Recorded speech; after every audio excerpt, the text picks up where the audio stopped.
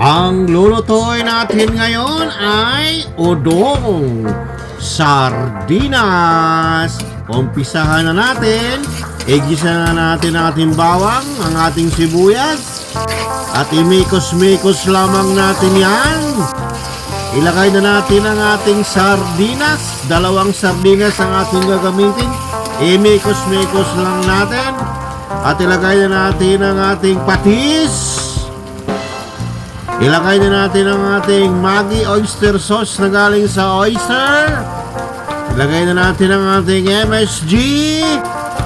Ilagay na natin ang ating powder pepper.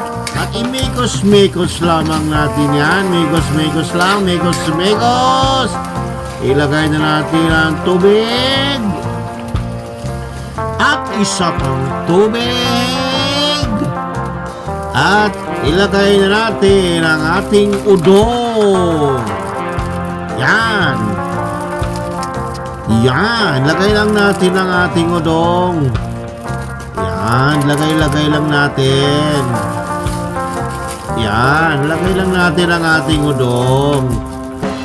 Pagkatapos, mikos-mikos lang natin ng konti. Mikos-mikos lang natin.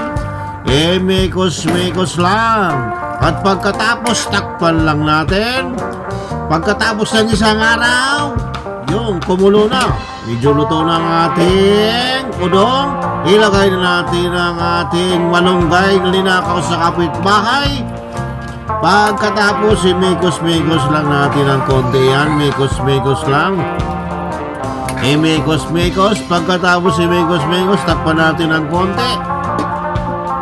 Iyon, pagkatapos ng isang araw, pwedeng-pwede na, luto na ang ating udong sardinas. Ihain na natin. Sandukin na natin ang ating sardinas sa udong. Ayan na, ang sarap niyan.